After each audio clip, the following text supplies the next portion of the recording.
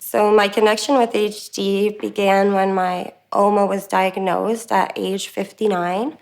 And nobody in my family had heard of that before. She had 6 kids and 21 grandkids. So there's a lot of us at risk now. The second oldest aunt just died this summer after suffering from Huntington's for a very long time. And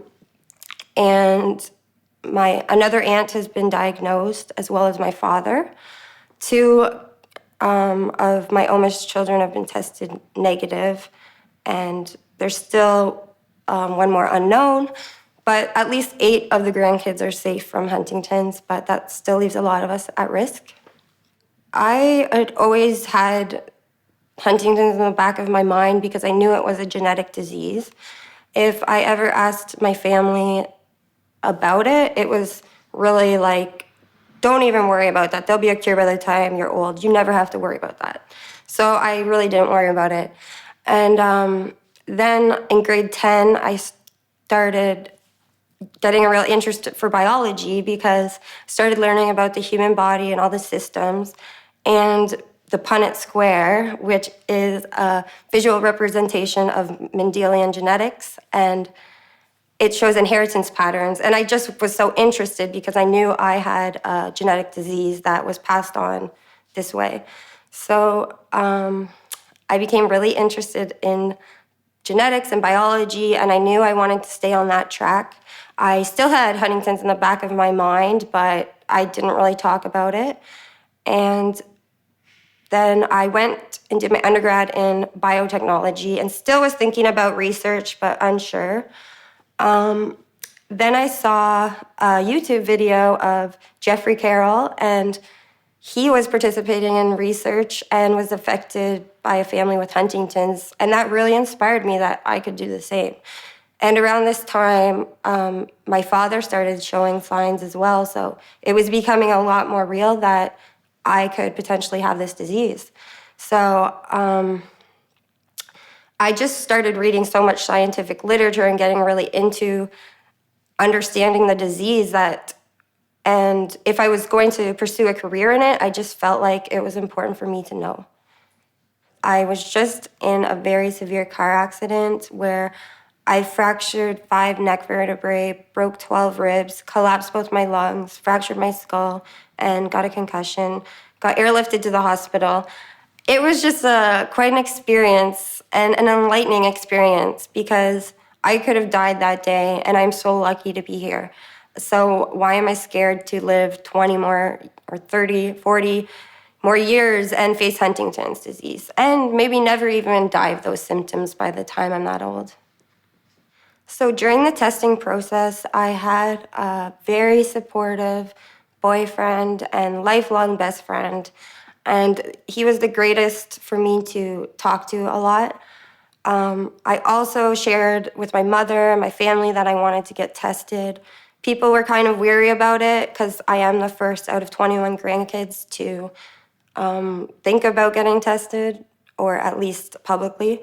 I also made sure that I underwent therapy with a professional psychologist for many years because it is a big decision and you have a lot of questions you can't really talk to anybody else about.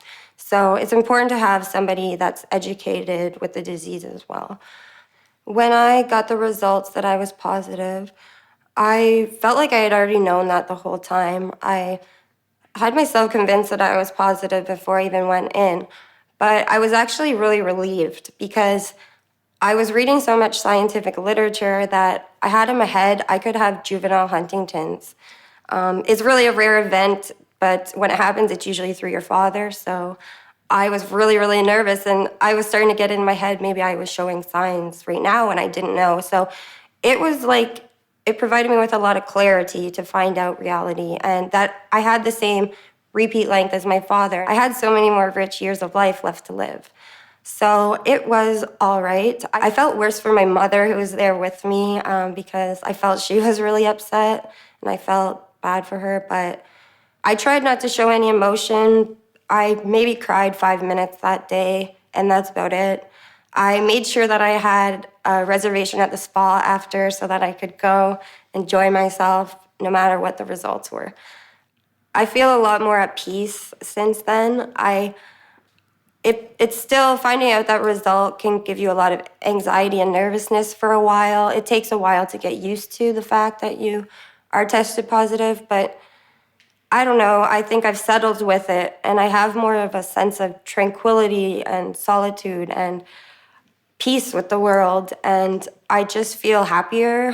Some of the ways I also cope is through practicing yoga and mindfulness meditation. That has been extremely powerful for me. I believe the yoga is very important for your mind and body and balance, especially in Huntington's, just to live in the moment and help you not worry about the future, worry about the past. You're living and enjoying each moment, and I love it. Before I got tested positive, I accepted the fact that if I did want to date again, there might be a lot of people out there that wouldn't understand and would rather run away from dealing with being somebody tested positive before they would ever have to commit. And I just realized that in reality, we all are going to die. And there's only a very small minority of us that will ever die of old age.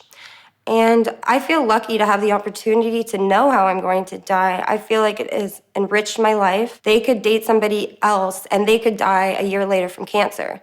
But I have the opportunity to know this and enjoy every minute of my life. Testing positive has absolutely motivated me. I am working at one of the top HD research facilities in the world, and with a great supervisor. I love my job. I'm dedicated to helping out other people who suffer from Huntington's, especially when I started getting involved with the Huntington's community and joining committees and youth groups and attending national, international conferences. I've met so many people with Huntington's. I've heard so many different stories. I feel lucky compared to what other people have had to go through. So I feel completely motivated to help those people because really I could have been the one to have juvenile Huntington's and begin deteriorating tomorrow. I still have so many years left to live that I really want to make a difference and use this time to help out everybody I know that has to suffer from this.